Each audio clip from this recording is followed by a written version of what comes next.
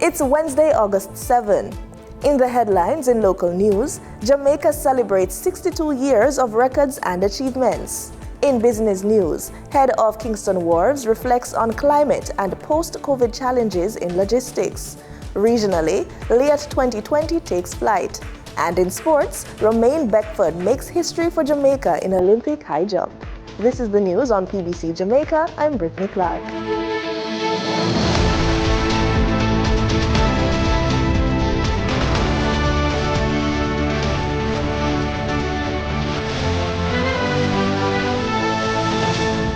A call for unity and reflection in our journey over the last 62 years was the focus of the nation's Governor-General, His Excellency the Most Honorable Sir Patrick Allen's Independence Day address. Sir Allen reflected on the sacrifices and dreams of our ancestors, emphasizing the progress Jamaica has made. As we reflect on that historic moment of August 6, 1962, we honor the vision and sacrifices of those who labored before us.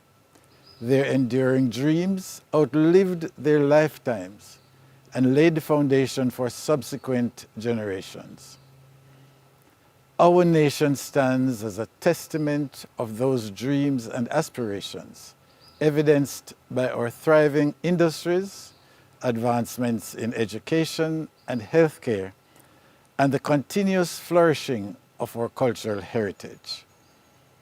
These accomplishments are the fruits of their labor and the dreams realized. The Governor-General highlighted the resilience and spirit of the Jamaican people, especially in the face of challenges like Hurricane Beryl. Our strength lies in our people, in their indomitable spirit, creativity, and resilience. These attributes continue to propel us forward, transforming obstacles into opportunities and dreams into realities. Our journey, however, has not been without its challenges. We have faced storms, both literal and metaphorical, but each time we rise, more determined and united. The recent passage of Hurricane Beryl has left lingering effects which have been worse for some than for others. Our people, both locally and in the diaspora, are rallying around those affected, offering support in these challenging times. That is the true spirit of Jamaica, and for this, we say thank you. In closing, he called for unity and progress as we look to the future. Together, let us forge forward in a way that honors our past and capitalizes on the possibilities available to us. Let us continue to build a strong nation that remains a beacon of hope, progress, and unity for all. Happy Independence, and may God bless you, and may God bless Jamaica, land we love. On August 6, 2024, Jamaica celebrated its 62nd year of independence from the British monarchy. To mark this occasion, Prime Minister Andrew Holness, in his independence message, highlighted the country's recent challenges and achievements throughout the years. Danita Rodney has the details.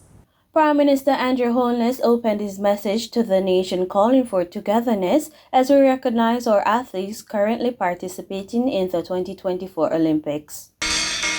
Gather together, my brothers and sisters, we're independent.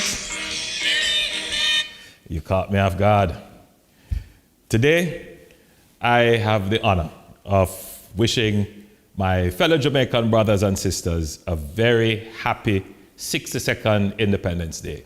This year, the Olympics coincide with our celebrations. So, on behalf of all Jamaicans, I take this opportunity to recognize the Jamaican Olympic team and honor our athletes who have been making us proud on the world stage, even before we were an independent nation. I know our athletes continue the great tradition of giving of their best in competition, making us all proud of their accomplishments draped in our flag. But as we celebrate, he also reminded us of the challenges many Jamaicans are facing in the aftermath of Hurricane Beryl and highlighted the swift response and relief efforts underway. As a caring nation and government, we are sensitive to the needs and the displacement of those worst affected, and we stand in meaningful solidarity with our brothers and sisters who have lost their houses, their roofs, their livelihoods, or are now without electricity and water. While the relief and recovery effort has been generally quick and effective, we are sensitive to the hardships that some areas continue to experience while the recovery is underway. Alongside the government's significant provision of relief and care support, I have witnessed a tremendous outpouring of local relief initiatives. The Prime Minister addressed the importance of building resilience and the challenges posed by global crises. While we celebrate our freedom as a people and independence as a nation, we must consider the meaning of freedom and independence, as they are not without obligations and responsibilities. We must also consider the global, political, and environmental context in which we exercise our freedom and independence. We are a small island developing state with an open economy in a highly connected world where an economic shock, such as a disruption in supply chain, causing global inflation, a political shock, such as a war in the Ukraine, a health shock, such as the COVID-19 pandemic, or a technology shock, such as an internet outage generated from some other part of the world, have immediate impact on lives of Jamaicans locally. Reflecting on the words of Sir Alexander Bustamante, the Prime Minister called for unity and a focus on productivity and peace. So in the powerful and immortal words of our first Prime Minister, Sir Alexander Bustamante, he said, "Let us resolve to work together, to build a Jamaica which will last and of which we and the generations to follow may be proud." Jamaica 62, one love to the world. I love you. Happy Independence Day, and may God continue to bless Jamaica land we so deeply love. For the news on PBCJ, I am Danita Rodney. In his address to the Jamaican people, opposition party leader Mark Golding reflected on the country's history and journey to the present year. The People's National Party leader highlighted the early advocates of Jamaica's independence. In 1932, the Right Excellent Marcus Mosiah Garvey advocated for self-governance and what he called the New Jamaican, expressing ideas about a Jamaican identity that transcended the shackles of colonialism. The labor uprising of 1938 provided the impetus for fundamental change, with the Right Excellent Alexander Bustamante and the Right Excellent Norman Washington Manley emerging as the workers' champions. He reminded the nation of Norman Manley's pivotal role in Jamaica's path to independence. N.W. Manley spearheaded the struggle for universal adult suffrage, meaning the right to vote for a government of the people's choice. He negotiated for Jamaica's political independence, and he led the development of our independence constitution, all culminating in Jamaica taking up the mantle of full statehood on August 6, 1962. Mr. Golding emphasized that despite our achievements, the country's journey towards sovereignty is not complete. Our journey to independence remains incomplete. Our head of state is the King of England, and our final court is the UK Privy Council, a colonial institution in England that makes its orders in the name of the King of England and is fundamentally inaccessible to ordinary Jamaicans. It is time to reaffirm our national identity and assert the confidence to shape our own destiny. Time come to sever ties with the British monarchy and become a fully sovereign nation once and for all, with the executive and judicial branches of our state being institutions of our own creation in keeping with our vision of the future as a proud and independent people. A credit card is a ready cash loan with minimal fees involved. If used correctly, it can help you budget through prioritizing what you pay for immediately and what you repay over a longer, ideally interest-free period.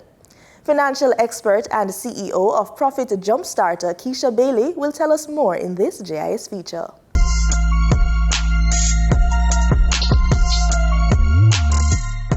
When we think about credit cards and who should get one and who shouldn't get one, it really comes down to your repayment ability. Because when you get a credit card, you're essentially getting a 0% interest loan until the repayment date. When that repayment date comes, if you're unable to make the payment, that is when we're in problem. That's when you get the 45%, the 50% interest being added onto your credit card balance.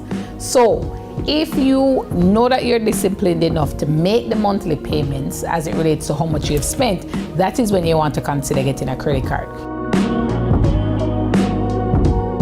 Don't go out there and get these exorbitant limits that you know say you have to go beg, borrow, or thief to pay back. You want to get something that you know you can comfortably pay back each month, and that's really the secret to credit card. When you think about reasons not to get a credit card, it's if you cannot manage to pay back the monthly balance. And so at that point now, you're gonna have these high interest costs being added onto the balance, and you end up in like quicksand where you're just sinking because you can't pay back the interest, you can't pay back the balance, and it keeps going up every month. You're in a rat race. So if you know I am somebody who struggles to pay back things, who are bugger people money, do not go and get a credit card to add to that level of debt. I love credit cards. Why? Because I love other people's money. Because using other people's money, aka leverage, is one of the best ways to build wealth. These days you have travel reward cards, you have cashback cards, and so using credit cards can help to pay for other things in your life. You're getting money to use in other areas. Of course, I make sure I pay it back every month. You have to make sure you do that. So right now, go and look on your credit card statement, examine the balance, make sure it is something you are comfortable in paying. You control the balance that you get. The banks will suggest a balance to you when they approve the credit card, but you can say, here what? Bring it a little lower because I want to be in a position to make sure that I can pay this money every month. Also, stick to your budget. Do not spend what you know you cannot pay back. That is not prudent. So the combination of making sure that your credit card has a limit you can pay back, plus being wise enough to stick to your budget every month. Those two together will keep you in a position where you are not paying these exorbitant interests.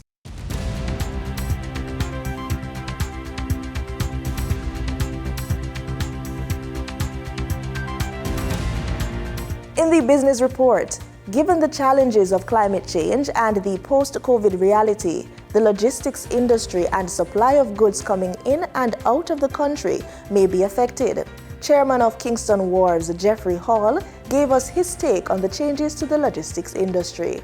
We are here with Jeffrey Hall, who among his many titles is chairman of Kingston Wharves Limited. And this is very important because we know that the amalgamated companies that Mr. Hall has connection to are global in their outlook.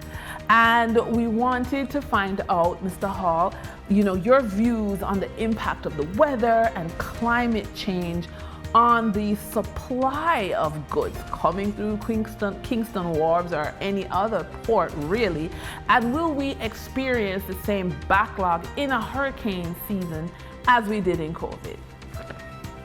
So if you look at the macro level of the shipping industry, over the last 10 years or so, at a global level, there's been a consolidation of shipping lines. So instead of having a plethora or multitude of shipping lines and carriers of cargo, there are now fewer, larger groups or carriers of cargo. And what that means is the industry is held on a tighter leash, and disruptions or adverse events, be they weather events like Beryl, be they public health events like COVID, be they geopolitical events like the war in the Middle East or in Ukraine, those things in the current environment disrupt the shipping line's capacity. And as a consequence, there's more volatility in the pricing because price is the lever that they use now when they don't have capacity.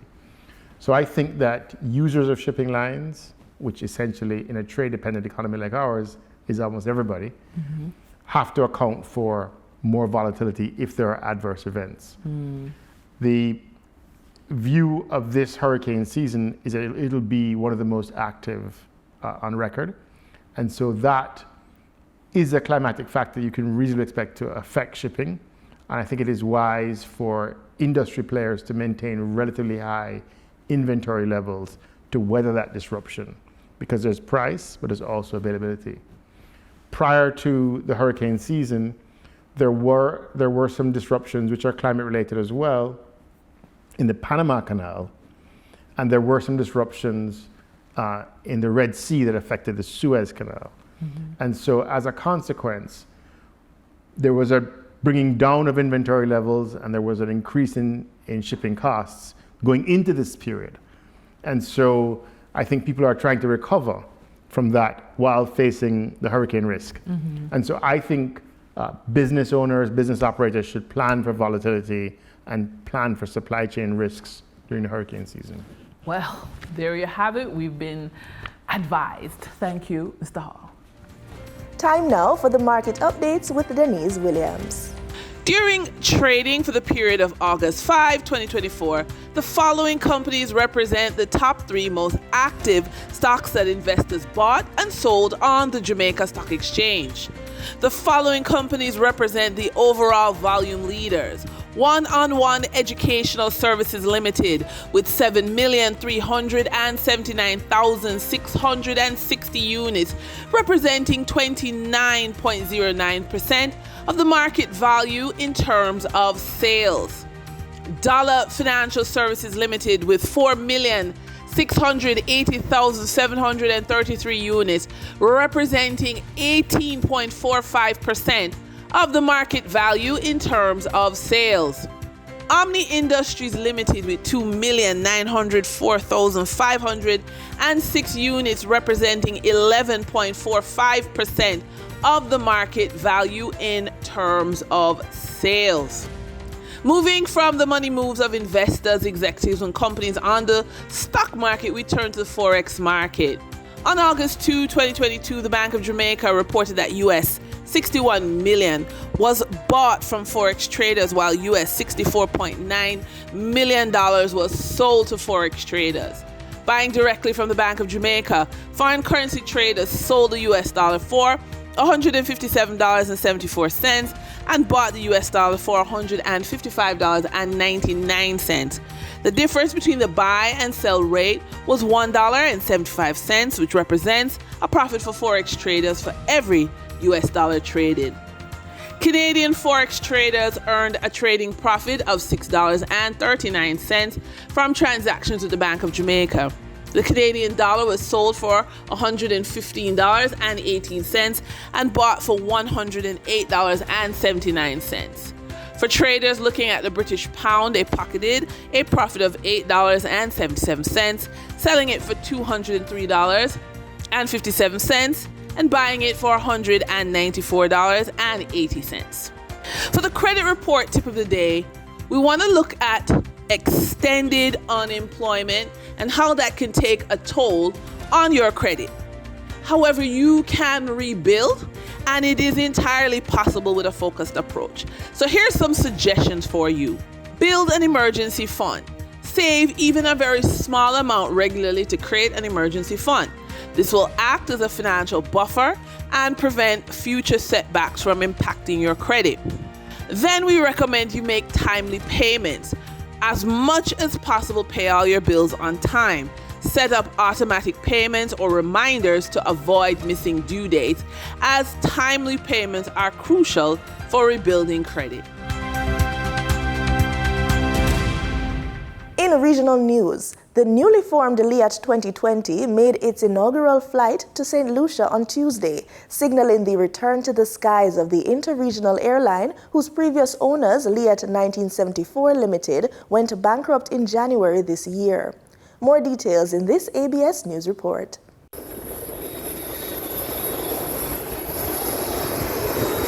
A moment years in the making. Leeward Islands Air Transport LIAT 2020 Limited conducted its first scheduled passenger flight.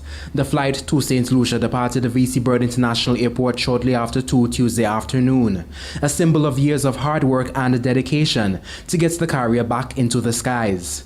Chief Executive Officer Hafsa Abdul Salam is proud of the work put in so far and is excited to see what the future holds. The inaugural flight is a testament of our hard work, and I say thank you very much to my colleagues who have been, against all the headwinds that have been thrown at them. They've taken to the true spirits of the Caribbean and Antigua, which is the resilience that they keep demonstrating every day coming into work to deliver. The government of Antigua and Barbuda and the Nigerian carrier Air Peace entered into an agreement to see the revitalization of the airline after LIAT 1974 Limited was sent into a tailspin due to years of financial challenges. Prime Minister the Honorable Gaston Brown recounts the hurdles faced by the beleaguered carrier. The launch of this inaugural flight represents a rebirth of LIAT. In fact, I recall writing a reorganization plan back in 2020 in which I was trying to convince the other shareholder governments not to collapse LIAT, not to liquidate LIAT. And that was titled LIAT Rising Like a Phoenix. LIAT 2020 will be a net contributor to this country's economy and those of the wider sub-region. The jobs that will be created, the airport taxes that will be generated, and it will also be very important for tourism product in moving individuals between the islands to and from Antigua and Barbuda. Also in attendance was Civil Aviation Minister the Honorable Henry Charles Fernandez. Minister Fernandez was among the officials to board the flight to St. Lucia. The Caribbean region has embarked on a shared commitment to reducing the public health impact of pandemics through their prevention, preparedness, and response strategies. Representatives from CARICOM nations attended a regional stakeholder consultation workshop on the Pandemic Fund project for reducing the public health impact of pandemics in the Caribbean through prevention, preparedness, and response. TTT's Jason John reports. The COVID-19 pandemic has highlighted the disruptive nature of disease outbreaks when unprepared. Interim Executive Director and Pandemic Fund Director at the Caribbean Public Health Agency, Dr. Lisa Indar, said the Caribbean region is especially vulnerable to rapid transboundary spread of diseases given its high interconnectedness and heavy dependency on tourism. The Pandemic Fund will change the way how the Caribbean responds to pandemics, epidemics, and outbreaks. It would lend the crucial impetus to PPR activities that has already started at CARFA and will result in robust regional integrated surveillance and early warning and response systems. According to Karina Coburn, country representative for the Inter-American Development Bank, over the last 3 years, incredible progress has been made to change the way we approach pandemic preparedness and response. The fund will address the region's vulnerabilities to disease outbreaks exacerbated by small populations, interconnected countries, and porous borders. Investments from this fund will be focused on enhancing prevention, preparedness, and response capabilities through integrated epidemiological surveillance, early warning systems, laboratory capacity, and workforce development, with CARFA as a technical partner. Minister of Health Terence Dial Singh said the world is still feeling the effects of the COVID-19 pandemic, which has taken a toll on human life, health, and the worldwide economy. He said improvement was needed at both the national and regional levels as functional regional capacities are greater than the sum of capacities of individual countries. This fund allows investments towards coordinated action to build stronger, more resilient health systems and mobilize additional resources for pandemic prevention, preparedness, and response across 3 high-impact areas. According to the World Bank, this pandemic fund offers a $16 million grant with $8.5 million in investments. The project holds immense significance in safeguarding the health and well-being of the Caribbean community. Jason John, TTT News. In Barbados, a minister in the Ministry of Economic Affairs and Investment, Senator Chad Blackman, emphasized the need for continued effort towards the Sustainable Development Goals, SDGs, at the National Consultation on Priority SDGs for Barbados. The event, co-hosted by the Economic Affairs Division and the UN Population Fund, also featured results from the Voluntary National Review Report presented by Crystal Yearwood, SDGs Project Coordinator in the Prime Minister's office. We have to constantly reevaluate where we are and use those successes as stepping stones for the advancement. And similarly, in this exercise of achieving the SDGs and the 2030 agenda, as I said, bearing in mind that whilst we've achieved a significant set of those goals and targets, we're just 6 years away. And therefore, we have to now redouble or perhaps triple our efforts in ensuring that we can treat to this. So therefore, complacency amongst stakeholders has to stop. And I mean this at the global level, and of course at the local level, and using now these figures that I've outlined so far as a motivation and a roadmap in order for us to treat to how we close that gap. Based on the reports of the VNR, we also had a national SDG mapping report and the rapid integrated assessment. We saw that 45.3% of our targets have been met or will be met by 2030 because there is substantial progress. And that's important because globally only 15% of targets are on track. And so for us as a small island developing state to be doing so well is really commendable.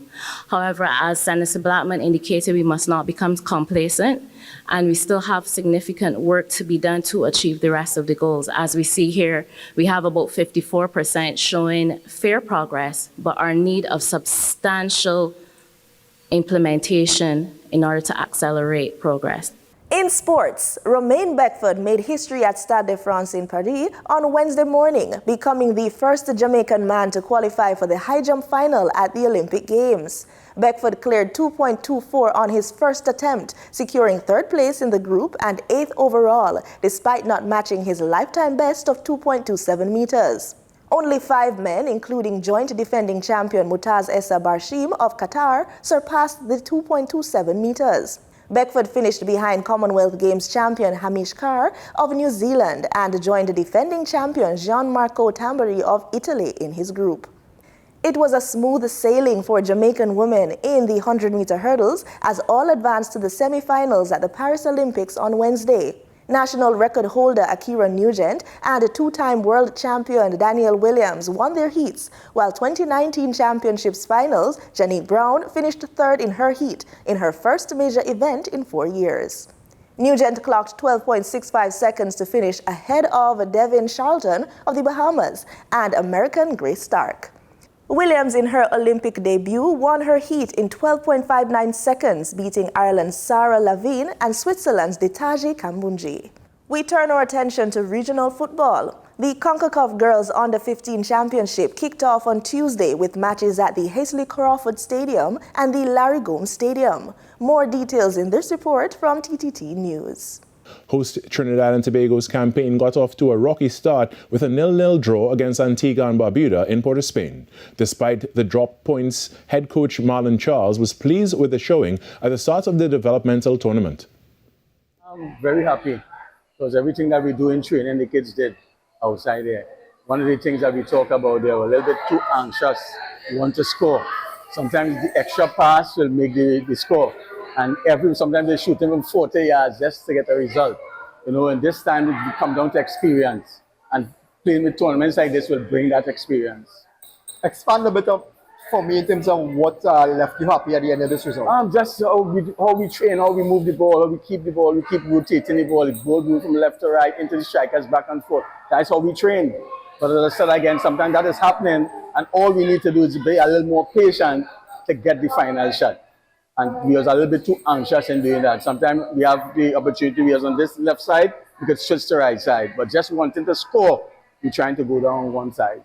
That's news on PBCJ. You can follow us on our social media platforms at PBCJamaica. And remember, we are the People's Station.